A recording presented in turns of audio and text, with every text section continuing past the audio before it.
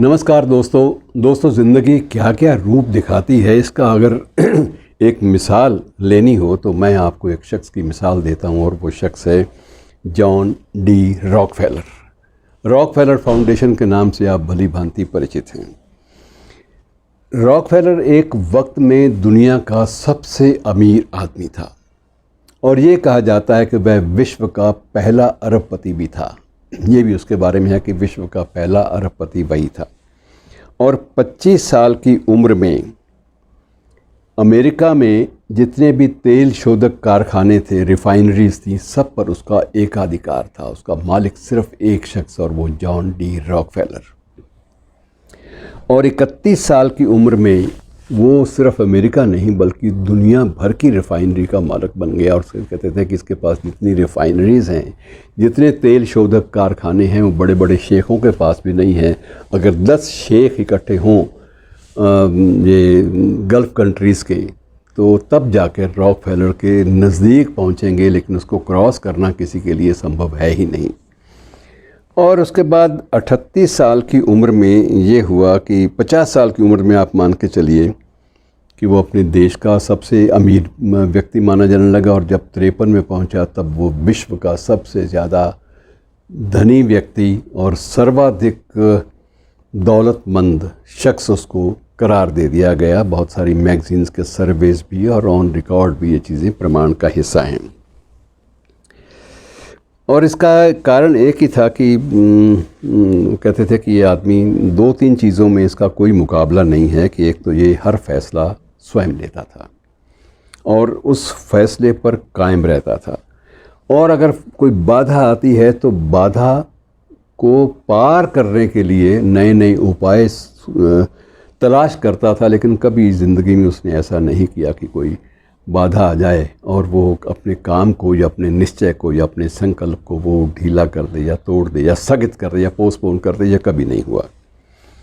और दूसरा ये भी है कि उसको बहुत सारी चीज़ों का एक अद्भुत ज्ञान सा हो गया था। लोग कहते हैं कि इसको इल्हाम होता है, इसको ऊपर से भी पता लग जाता है दिशा की दिशा इस तरफ मुड़ जाओ, सफलता वहाँ बैठी है। और ये उसी तरफ मुड़ता था जहाँ सफलता बैठी होती थी।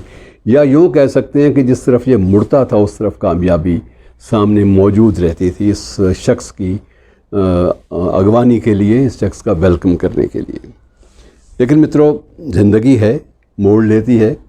53 साल की उम्र में जब ये पहुंचा तो उस वक्त ये बेहद गंभीर रूप से बीमार पड़ गया और इसको पहचानना भी मुश्किल हो गया। तो ये कहा जाता था कि ये सारी ज़िंदगी जो है इसकी अब किसी काम नहीं आएगी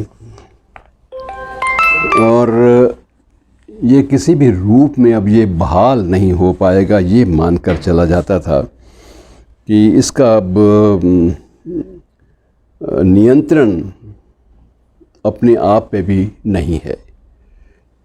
ये भी कहा जाने लगा था कि वह शख्स जो दुनिया भर के तेल शोधक रिफ़ाइनरीज़ का कंट्रोल कर सकता है, जो दुनिया भर के जो दौलत है उसको मैनेज कर सकता है, उसको प्रबंधन उसका कर सकता है, उसको संभाल सकता है, इतने बड़े साम्राज्य को, इतनी बड़ी एम्पायर को, अब वह शख्स इस स्थिति में आ गया कि उससे अपना जिस्म भी कंट्रोल में नहीं रहता था। वो अपने जिस्म को भी संभाल नहीं पाता था। और देखने वाले या जो उसके जो चिकित्सक थे वो ये कहते थे कि ये शख्स स्थिति यह है कि सिवाय एक इसके दिमाग पे इसका काबू था, लेकिन इसके अलावा बाकी शरीर का कोई भी अंग ऐसा नहीं था जो इसके काबू से बाहर आ जाए। और मित्रों, जब ये स्थिति आ गई तो ये धीरे धीरे बिगड़ने लगी। और एक दिन ये भी आया कि सोने से भी वंचित रह गया, इसको नींद भी इसकी गायब हो गई, भूख इसकी गायब हो गई। जो कुछ लेता था ज़बरदस्ती इसको दिया जाता था। और आखिर में सिर्फ 2 चीज़ें इसकी ज़िंदगी में रह गई थी कि एक सूप और एक सूप के साथ कोई भी स्नैक, बस। इसके अलावा ये शख्स कुछ भी अंदर अपने डाल ही नहीं सकता था। मुमकिन नहीं था कुछ चला जाए, कोई भी चीज़ फालतू चली जाती थी तो वो बाहर आ जाती थी। तो ये स्थिति एक बड़ी करुणा की स्थिति थी। और डॉक्टर्स ने कह दिया था कि मेडिकली इसका रिवाइवल अब संभव नहीं है। इतने बड़े आदमी के लिए पूरा एक चिकित्सकों की एक टीम होती थी।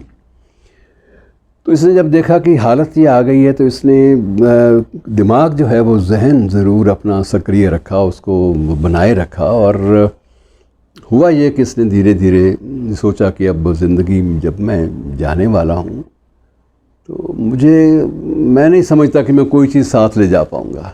इसको एहसास, एक ऐसा जगह, इसने सबसे पहला काम ये किया कि एक रॉकफेलर फाउंडेशन बना दी। उसमें अरबों की दौलत उसमें कर दी और ये रॉकफेलर फाउंडेशन के ज़िम्मे लगा दिया कि ये काम, कुछ लक्ष्य निर्धारित कर दिया कि ये काम ये फाउंडेशन करेगी। और जितनी भी NGOs थी उसके मुल्क में, सारी NGOs को एकत्र किया और हर NGO के खाते में इसने करोड़ों रुपए की राशि डाल दी कि कोई भी NGO ऐसी ना रह जाए मेरे मुल्क में, मेरे देश में, जो ये कह सके कि ये रॉकफेलर का मेरे से कोई संबंध नहीं है। इतना धन डाला कि वो लोग जो NGOs, जो स्वयं सेवी जो संगठन जो बिल्कुल बिखराव के कगार पर थे, वे भी दोबारा से जीवित हो उठे और सक्रिय हो गया पूरा का पूरा देश। और पूरे देश में रॉकफेलर का नाम जो है हर NGO पे और हर चीज़ पे उसका ठप्पा लग गया और उसको लगा कि अब मैं आराम से सांस ले सकता हूँ। उसने अपनी दौलत का लगभग 80% हिस्सा इसी तरह से बांट दिया NGOs के बीच में और फाउंडेशन के बीच में। जो बचा उसने रख दिया कि ये अगर मैं चला जाता हूँ तो इसमें से इतना जो है 10% जो है वो मेरे जो निकट संबंधी हैं, जो विपन्न हैं, जो साधनहीन हैं, ये उनके लिए, और बाकी जो शेष है वो जिन डॉक्टरों ने और जिन अटेंडेंट्स ने, जिन नौकर चाकरों ने मेरी खिदमत की है, ये उनको दे दिया जाए। और ऐसी वसीयत करके वो आराम की नींद, पहली बार उसे लगा कि आज मुझे नींद आ जाएगी। लेकिन मित्रों, मेडिकल साइंसेस भी बड़े अचंभे में थे कि उसके बाद 53 साल की उम्र में ये हादसा होने के बाद हर दिन इसके जिस्म में तब्दीलियाँ आनी शुरू हो गई। तब्दीलियाँ आनी शुरू हो गई और ऐसी एक सार्थकता, ऐसी एक सकारात्मकता बॉडी में आनी शुरू हो गई कि धीरे धीरे इसके अंग जो बिल्कुल ही नियंत्रण से बाहर थे, उन पर भी इसका काबू जो है वो नियंत्रण लौट आया। और वो शख्स जो 53 साल में मेडिकल साइंटिस्ट लोगों की दृष्टि में जो सिर्फ 1 साल का मेहमान था, वह शख्स 92 वर्ष तक ज़िंदा रहा और 92 की एज में जाकर उसने आखिरी सांस ली। अब मित्रों, इसे आप क्या कहेंगे? मैं समझता हूँ कि इसे आप कोई भी संज्ञा दे सकते हैं। एक आपके पास सीधी सी बात है कि जो आपकी पाकीज़गी है सोच की, वो एक बहुत बड़ा एनर्जी का स्रोत बन जाती है, एनर्जी का एक झरना बन जाती है और आपका पूरा जिस्म, आपकी पूरी शख्सियत, आपके सारे अंग, ये सारे के सारे रिजुविनेट हो जाते हैं, फिर से ज़िंदा हो जाते हैं। इसे कहते हैं कायाकल्प, हम लोग कह लेते हैं पुरानी भाषा में। तो कैसे बदलाव आते हैं ज़िंदगी में, इनका अध्ययन किया जाना चाहिए और इतना काफ़ी है मेरे ख्याल में सोचने के लिए और आगे बढ़ने के लिए। हम बहुत कुछ सोच सकते हैं, बहुत कुछ कर सकते हैं। शुक्रिया दोस्तों, सोचते रहिए।